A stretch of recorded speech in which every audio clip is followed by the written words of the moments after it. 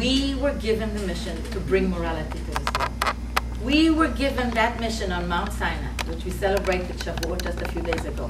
Everything that I admired in the American Constitution is straight from our Torah. Everything that is refined in Christianity is Jewish. Everything that's normal in Islam is Jewish. And it's not something to walk around with an arrogance. It is something that was given to us as our heritage. This is what we were born with, but it's what we do with it. And I did nothing with it. I went to China, I went to Japan, I did everything, but I never gave my Torah, my constitution, the light of day, because I was being sophisticated. And the bottom line is that until I found out who I was and started to learn and started to study and started to connect, I never really lived. So I'm 28 years old. Don't I look good? And the truth is that I really feel that I cheated myself out of a tremendous part of my life, thinking that I was running the life that we all dream of, but really cheating myself of the essence of who we are. Because it's only when you connect to who you are, and Ilana, you really said it well before, I was always afraid you were taking away my speech. It's only in that way that you end up fulfilling yourself and who you were meant to be. And especially as women, we are the royalty of royalty, because it's always the women who sustain the generation. And I want to take this opportunity to thank Rabbi and Mrs. Schmerling, because they represent what the Rebbe had as a vision. And the Lubavitcher Rebbe had this vision of putting couples like this as lighthouses, as Ilana said, all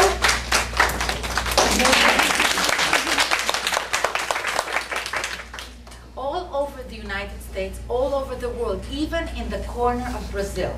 In Rio de Janeiro, I was running away from who I was, and there the tentacles, the kosher tentacles of the Lubavitcher Rebbe found me through this young girl.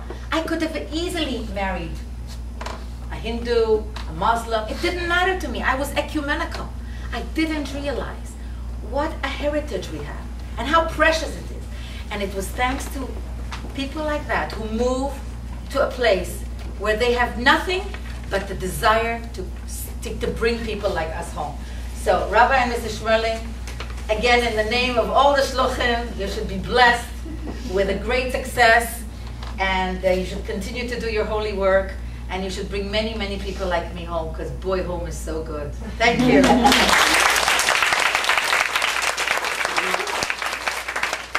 I am available for questions. Don't all ask at once. Whatever happened with the interview with the Zionism? I had them. I had. PLO came? Yeah. Oh, for sure. Chaim Herzog, who was the president of Israel afterwards, he was the ambassador to the United Nations. He was my Israeli interview, and my Palestinian was called the Handsome Palestinian. He wanted to take me out, but that I didn't go for. Hey, I didn't know much better then. Was it a fight between them? Or Yeah. How did it come out? How did it Well, you know, it was a give and take. I mean, nothing's changed. You want to know what's happening? Just look. But Zionism isn't racism. When did that get interjected into the American public that it's not racism? It hasn't been interjected yet. No.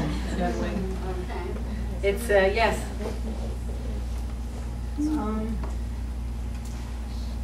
How was it that you pinpointed your purpose to extend what you are trying to show us, to let us see? How was it? Was it then at 28 that you found that purpose, that mission for your personal self, or did it evolve? Okay, as I said, I was a producer at NBC. This was the 70s and 80s. I was the producer for 13 years. And this was the age where there was Est and Estlin and Bob and Carol and Ted and Alice and Alex Comfort and the joy of this and the joy of that. And every morning you would wake up and you'd find out, what's the new trend? How should we live our lives today? Shall we Spock or shall we Brazelton? You know, And I was saying to myself, this is insanity. This is not normal. Isn't there some truth? Isn't there something that's eternal, that's forever, that you don't have to say? And I never dawned on me it was Judaism, because that was, you know, latkes and so I had to go all around the world.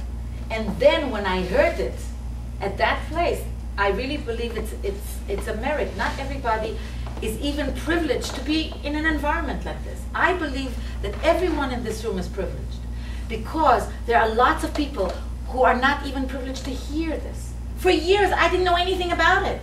So somewhere, each one of you have some connection somewhere, some ancestor who's vying for you, because otherwise there's no reason.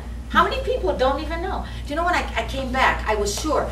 I was with Kissinger when Sadat surprised Begin at the Knesset. I translated Begin's speech. I was sitting next to Kissinger. Tom Brokaw said, oh, we can't find a translator. Molly speaks Hebrew. I said, I've never translated anybody live, but I did. And interestingly enough, Rabbi Shmurling, when Begin would quote a word of Tehillim, of Psalms, I didn't know what to say. I didn't recognize the Psalms. The modern Hebrew I understood, but the Psalms I didn't understand. So here I was, living like this, and completely looking for something that would be something.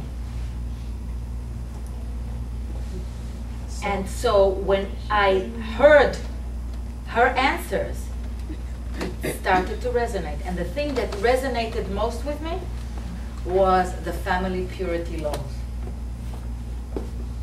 Isn't that amazing? Because of all the Ted and Alice and Carol and Comfort and Kinsey and Schmincy. Because you remember, they used to say, who needs fidelity in marriage? Swapping. Remember those days? It's insanity. But you know what? You're sitting there and you say, why not? And then I heard about the separation between men and women for about a period of 2 weeks every month. And I said, oh my God, that's brilliant. Only God can invent something like that. And that was one of the things that resonated with me, as I'm finding the truth. So this is how it happened. I had no intention of doing anything else, but I had a non-Jewish boyfriend, so every time I went out with him, I felt I had to get a mezuzah or something. Before I knew, I was completely religious, only because, and then I dumped the Jewish boyfriend, the non-Jewish boyfriend. But you know, it resonated, but then I found things to latch on, and I started to learn. That's the most important thing. I thought that Kant and Dostoevsky and Molière and Hegel, but then when you read the Rambam and you read all our great wise, the Radak, the Al-Sheikh, the Ramban, our sages, they're so brilliant. I never heard of them. I knew everybody else's. Now, and I hope you don't mind, but I want just to say, when we were playing the game, I listened, and there was a question. And the question was, who, if you had a chance, would you invite to dinner? 3 people. And I said to myself, and the woman was intelligent, and she was thinking, and she came up with great people. She came up with Jefferson, and she came up with Benjamin Franklin. And I said to myself, that's me. Then, because it never would have dawned on me. How about Moses? Don't you want to meet Moses? But we don't think like that, because we're living in America, and we don't think, how about Abraham Avinu? We don't think Abraham, the patriarch. How about Daniel the prophet?